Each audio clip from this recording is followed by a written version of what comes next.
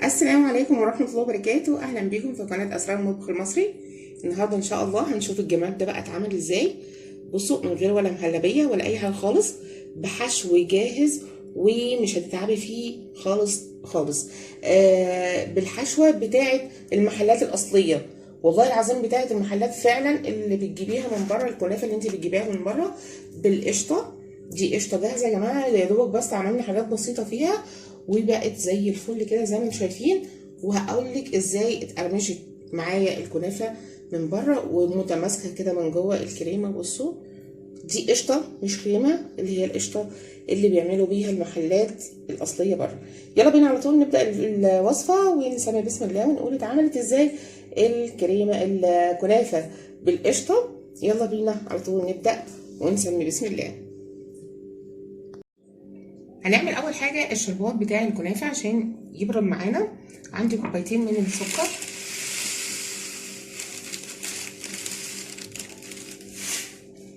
كده كوبايه،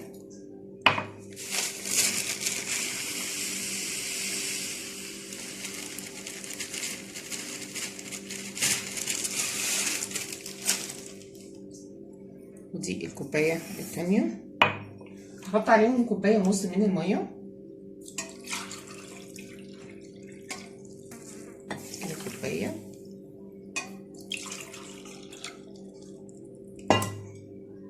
وادي النص. هقلب الشربات بتاعي، عايزين شربات تقيل بارد. وهعصر نص ليمون عليها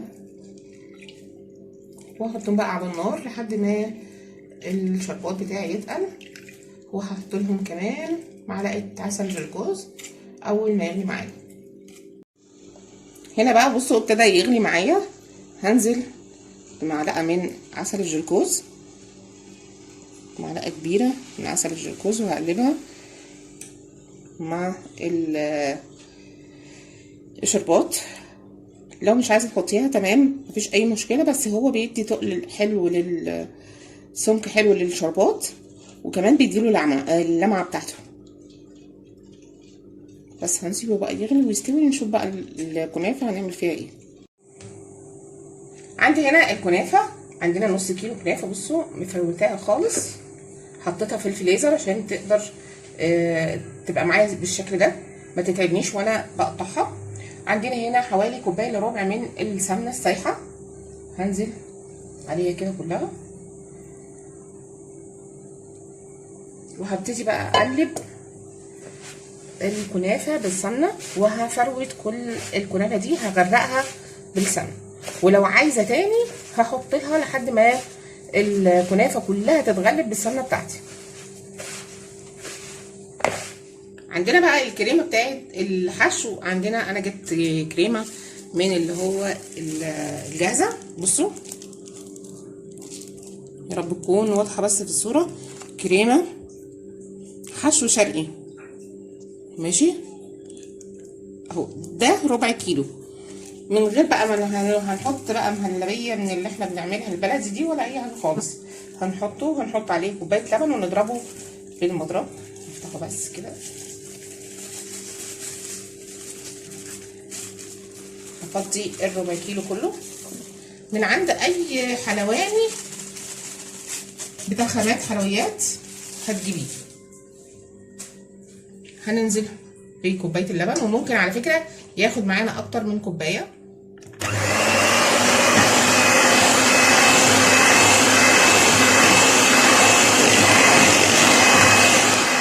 كده ضربت الكريمه، حطيت لها نص كوبايه تاني من اللبن.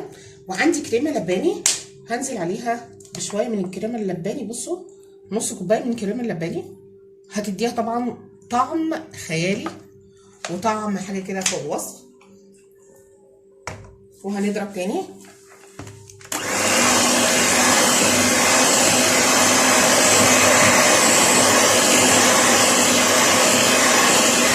بصوا بقى القوام بتاعها بقى كده اهو. انا عايزه القوام ده على طول هتحشي بيها، ولا بقى تحطي على النار وتستني تبرد ولا الكلام ده كله. هي جاهزه مع اللبن مع شويه كريمه من دي، يا اما ما عندكيش كريمه انا حطيتهم بس اضافه عشان تدي دسم وتدي طعم حلو قوي. هي فيها السكر بتاعها وفيها كل حاجه، ف سهله وسريعه ومش مكلفه. والله الربع كيلو كان مش غالي، مش غالي لدرجه ان انت مثلا تجيبي اللبن وتعمليه على النار والكلام ده. وطعمها ألذ. هتجيبيها شبه بتاعه المحلات بالظبط، نفس الطعم بتاع المحلات بتاعت الكنافه المحشيه قشطه. هي دي القشطه فعلا بتاعتهم. هنضربها بقى ونركب الصينيه على بعضها. نركب الصينيه بتاعتنا، هناخد نص الكميه بتاعت الكنافه. بصوا كده عملتي معايا الصينيه، بصوا كبستها ازاي. لازم تكبسيها كويس قوي وتعملي لها حواف من الجناب. لو عندك صينيه اصغر من دي طبعا المقاس الاصغر اكبسي بيها على قد ما تقدري. هننزل بقى الكريمه خليها كده تمام. عايزه تحط لها مكسرات مفيش اي مشاكل.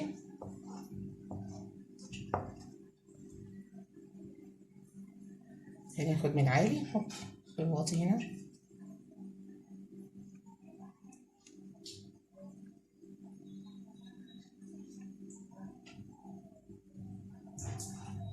هتعمليها احلى من بتاعه بره بكتير جدا. بلاش تشتري من غالي كمان من بره من المحلات، هي دي نفس الكريمه اللي بيعملوا بيها، لان هما ما بيقعدوش بقى يعملوا مهلبيه والكلام ده كله، لا هي الكريمه الشرقي دي هي اللي بيستعملوها. كده خلصنا. هنحط الطبقه التانية. هنحط بقى الطبقه التانية بتاعتنا بتاعت الكنافه، هوزعها كده على الوش.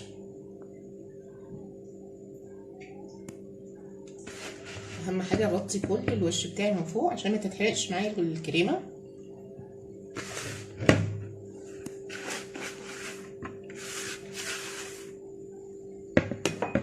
هنوزع على الوش من فوق وهضغط بس الضغط بتاعي من فوق بقى بالراحه. هنساوي الوش مش هنضغط كتير. بصوا اتجمدت ازاي من السمنه. تجميدة السمنه خلتها بتلكلك في بعضيها، لازم نفكها كده عشان السمنه ما تكونش في حته وحته لا. هنكبس بقى بالراحه. هساوي الوش بتاعي واي حته قدامك مكتله على بعض افرديها يا دوبك، بس هساوي الوش مش زي الضغطه اللي تحت. وهنزل الجناب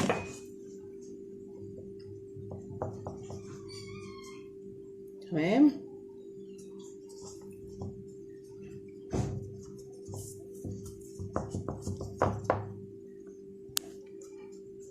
كده جهزت معايا الكنافه. هدخلها بقى على درجه حراره 180 لحد ما تستوي. طبعا هي مش درجه الحراره المعينه بتاعتها عشان هي مش زي الكيك، فهندخلها على درجه حراره 180 اللي هي المتوسطه بتاعتنا لحد ما تتحمر من فوق ومن تحت. اهي هتتحمر من فوق ومن تحت بقى، ونطلعها ونسقيها الشربات بتاعنا اللي احنا عملناه اللي احنا سيبناه نبرد. كده الصينيه بتاعتنا بتاعت الكنافه طلعت من الفرن. بصوا اللون بتاعها كده حلو قوي، ما تحمريش اكتر من كده. هنزل بقى بالعسل بتاعنا الشربات التقيل البارد، لازم يكون بارد يا جماعه عشان ما تعجنش معاكي الكنافه. بصوا بقى الجمال بتاع الكنافه بالقشطه بتاعتها اللي هي الكريمه الشرقي الجاهزه. بص تحفه تحفه، احلى كمان من المهلبيه على فكره. هي لسه دافيه وما شاء الله مسكت نفسها. بصوا تحفه تحفه تحفه، وايه مقرمشه من بره وجميله جدا من جوه. يا رب يكون نالت اعجابكم الفيديو بتاع النهارده. الكنافه بالحشو اللي هو الجاهز، الكريمه الجاهزه. واستنوا لي فيديوهات احلى واحلى ان شاء الله، واترككم في رعايه الله. بس ما تنسوش لايك وشير الفيديو، وننزل نفعل الجرس عشان يوصلكم كل جديد من عندي. والسلام عليكم ورحمه الله وبركاته.